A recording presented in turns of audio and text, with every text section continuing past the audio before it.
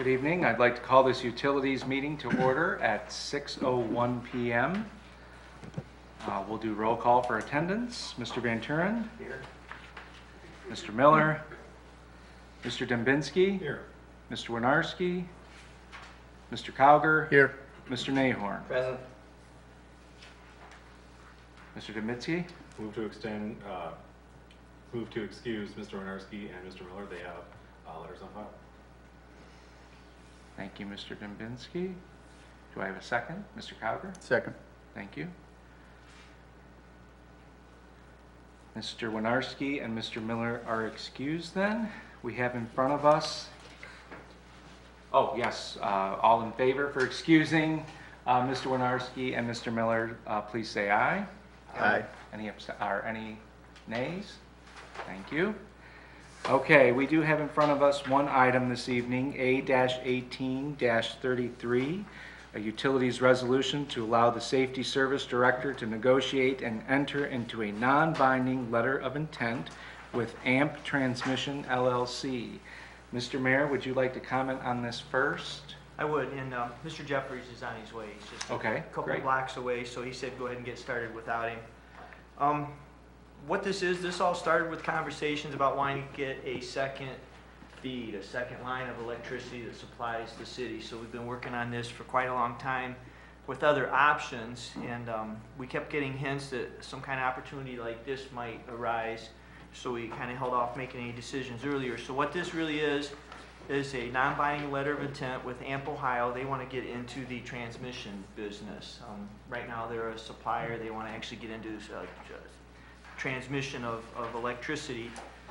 They have proposed building us a second line coming into the city that would supply us, but they also want to get into the transmission business. They want to purchase some of our assets, like the big 69 volt lines that are coming through the city, our substations and some other things.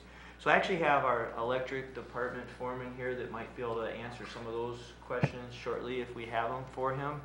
But this just gives us the opportunity to negotiate this letter of intent. I think everybody got a copy of it earlier today. The general language we've worked on, this is actually about revision 3. I think we're really done with this, but it gives us an opportunity to negotiate the prices, some more of the language, but then anything that's binding, anything that we would do to finalize this would have to come back to City Council. So you would have an opportunity to approve anything we actually do.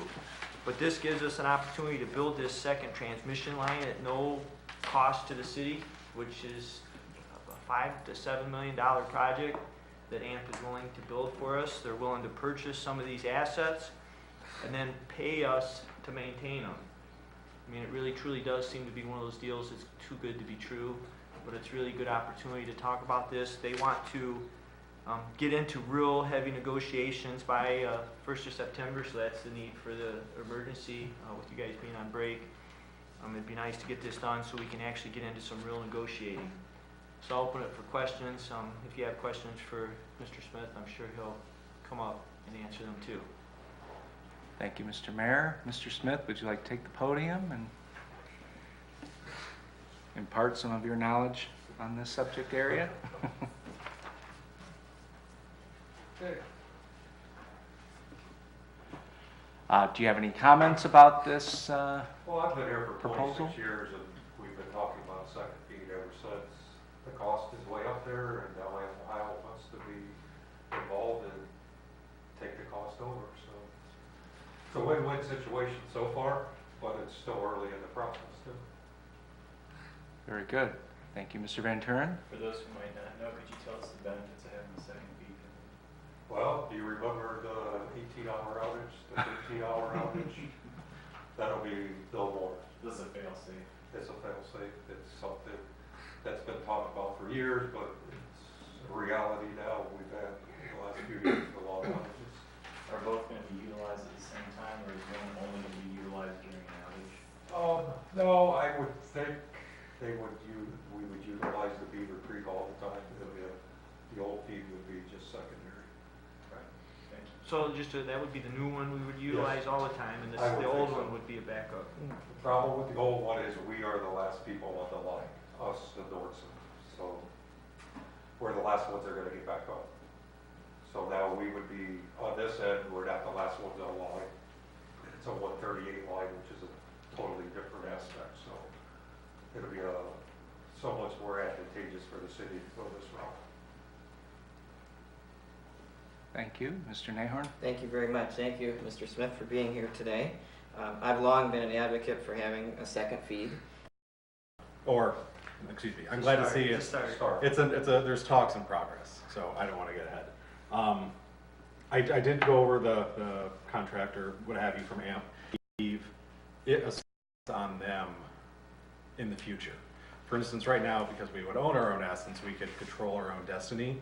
Is there any concern about being dependent on AMP Ohio as the transmission company as opposed to what we have now? Like, are we locked into using AMP forever? Or I see a right of first refusal if they want to sell it. But if we ever want to buy it back to say, you know, whatever we got going on with AMP isn't working, is there concern there or something that we could have that opportunity?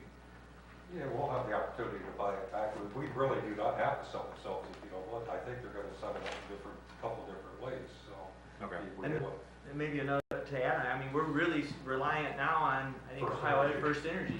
They are they're our only transmission partner. Right. There's some importance to our lines that are coming through here that AMP Ohio wants to get in this transmission business. It probably is a business we could set up ourselves and maybe make some money off the transmission of electricity going through here, but I think it's very complicated. I think it's more than we want to get into. Right. So I don't think even if we sell those assets and these lines, I mean, each year we spend $20,000 in inspection fees for those subs. Last couple of years ago, you might remember, we did $20-some thousand worth of line clearance on the railroad tracks on that line. That's a lot of costs that would be taken away from us. I think there's, again, I gotta pinch myself. It seems like there's way more benefits than there are chances of. It would be dependent on two people instead of only one now, honestly. Yeah, but is that, but both feeds would be consistent. We'd sell the current one to AMP, and the new one would be built by AMP. They're really dependent on Ohio Edison also, so are we just adding another cog in the works? I mean, I don't think so. I think you're gaining another supply, or another transmission opportunity. Another thing is, as AMP gets bigger in the transmission business, our price will go down from AMP Ohio to buy power off of AMP Ohio through their transmission lines. We're not the only entity they're working with right now. So the more they get, the more transmission lines they own. They can be supplied in different areas and get a reduced cost, which reduces our cost. So if you're looking at reliability, just so you know, Johnson Sub is where we are off of right now, which is out by the Wendy's in Elyria, the old substation there. That is where our feed comes from the city of Amherst right now. So that highlight from there to our substation is the oldest one that Ohio Edison owns right now. And the last 8 poles from the switch pole, they really don't worry about them 8 poles because it only feeds us in Northson. And that's what we had the problem with on this last outage. As the mayor knows, we showed them 3 different times where the outage was. They kept saying it was somewhere else. It ended up being right where we showed them, but it took 13 hours to go there. yeah. So, I mean, Beaver Creek is the new sub over by the Ford plant.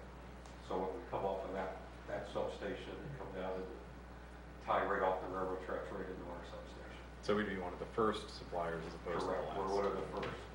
Yes. Okay.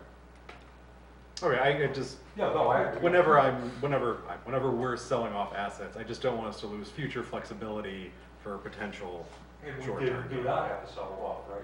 We don't have to. This is Right. just an opportunity. It's an opportunity that they're gonna talk both ways, so. Okay, no, I look forward to, I think it's good that we discuss this and we go over and probably, my opinion, this is probably what's needed, and then once we get into the weeds with more details on prices and stuff like that, we can get into more finite, conversations on it, so, thank you.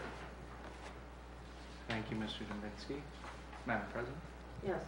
The Beaver Creek sub, Mr. Smith, is an Ohio Edison substation, correct? Yes, it is. But correct me if I'm wrong, the electricity, the power that's wheeled over the transmission lines, even though they're owned by Ohio Edison from an Ohio Edison sub, is not necessarily Ohio Edison generated electricity, is that correct? Correct. So we could be actually, it could be from any source, not just Could be Ohio from, Edison. New York Public Power, yes. It could be, as of right now, that's what happens with us. And then we reimburse down southern Ohio with Ample Ohio substation. We reimburse First Energy with energy down there too. So yeah, you're correct. It could be from many different states right now. Okay, so that even though they're two Ohio Edison lines, they're two separate ones, and we can get electricity from whoever we buy it from to Ample Ohio. Correct. Which would be Ample Ohio now, if you will. It won't be their own entity as a transmission distributor. Thank you. Thank you, Madam President. Anyone else have any questions? Mr. Jeffries, did you have anything to add, or? No? Thank you. Mr. Dubinsky? Move to send to the floor of council with emergency. We have a motion to send this to council with the emergency made by Mr. Dubinsky. Do I have a second, Mr. Cowger? Second. Thank you. And we'll just take a voice vote on. Just one quick Oh, before yes. you do vote. We were hoping when we send this, just for information when we go to council later, I was hoping to suspend rules and pass, but we won't have enough people here, so there will be a couple special meetings scheduled to get this through 3 readings, and we can get to negotiating this. I think it's that important. So just a forewarning. Thank you, Mr. Mayor. Thank you. Very good point. Thank you. All right, going back, we have a motion made by Mr. Dubinsky with a second from Mr. Cowger. All those in favor, please signify by saying aye. Aye. Thank you, and the chair votes yes as well. Any nays? Thank you. Mr. Dubinsky, Move to adjourn. we have a motion to adjourn. We have a second by Mr. Van Turen. Thank you. All those in favor, please signify by saying aye. Aye. Thank you. We are adjourned at 6:16 p.m.